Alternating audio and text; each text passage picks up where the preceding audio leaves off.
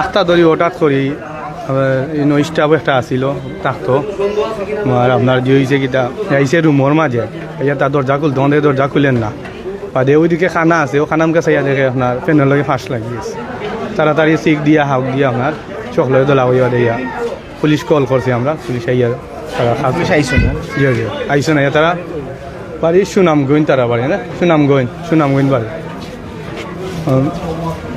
এই অবস্থা এই সৈনিক, তার নাম সৈনিক পাল, সে আমার সাথে বিকাশ মার্চেন্টে জব করতো। সকালে অফিস থেকে একসাথে বাইরে হয়েছি, খুব হাসিমুখেই ছিল, ঠিক আছে। একসাথে আলাপ সালাপ করিয়া মানে গল্প গুজব করিয়া হে তার রাস্তায় গেছে, আমি আমার রাস্তায় গেছি। আমি হঠাৎ করে খবর পাইছি যে সে নাকি একটা দুর্ঘটনা ঘটছে। আমি আসছি, আইসা দেখি যে ফ্যানের লোকে সে দুইটা গামছা দিয়া ফ্যানের লোকে সে ফাঁস দিছে। ও দেওয়ার পরে দরজা করলে ভিতরে ঢোকা হয়েছে, ঢোকার পরে দেখা গেছে যে পুলিশও খবর দেওয়া হয়েছে, পুলিশ আইসা তার লাশ নামানো হয়েছে। আপনারা একটু সাইড দিন, আমরা একটু আসলে দর্শক আসলে একটু আপনি আসলে আপনার বিতে গেছে একটু প্লিজ আপনার কি তো হয়েছে আসলে ঘটনা এটা? না আমি শুনছি ইয়া যে আমার কলিগে ফোন দিছে শুনছি যে বিকাশের মার্চেন্ট সেকশন কাজ করে। তো আমার কলিগ একজনে ফোন দিয়া কইরা যে বাইওলা আমরা বিকাশের অফিসের একজন মানুষ আত্মহত্যা করছে শুনছি কদমতলি। শুনিয়ে আমিও আইছি, আইয়াও দেখলাম যে আমি তারা চিনিও না, ওখানে আইয়া দেখলাম আর কি।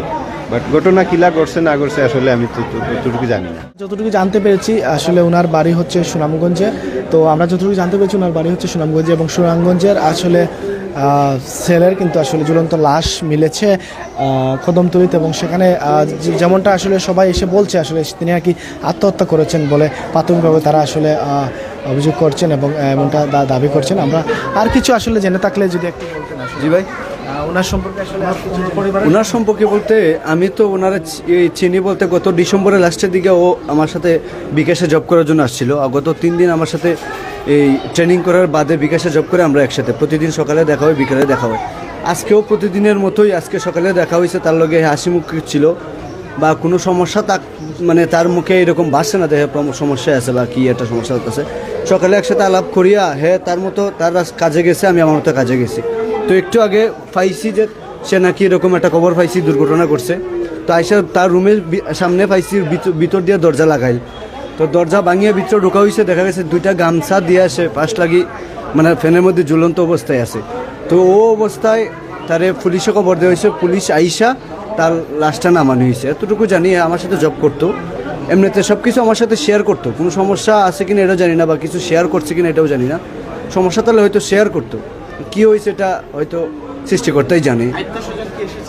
আত্মীয় স্বজন বলতে তার এক ভাই থাকতো এনে সেলুনের কাজ করতো সেলুনে, ওনার সাথে তার আত্মীয় স্বজন আছে, ওনার আন্টি আছে, ওনারা আসছে এনে পুলিশের পাশাপাশি তারা ওনার সাথে উপস্থিত আছে।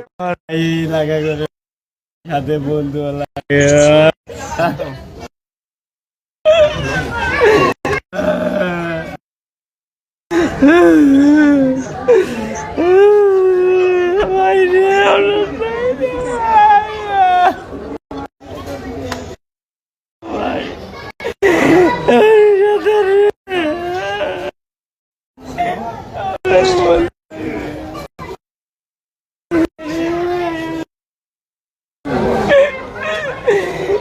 কোন সময় মরছেন ভাইজান?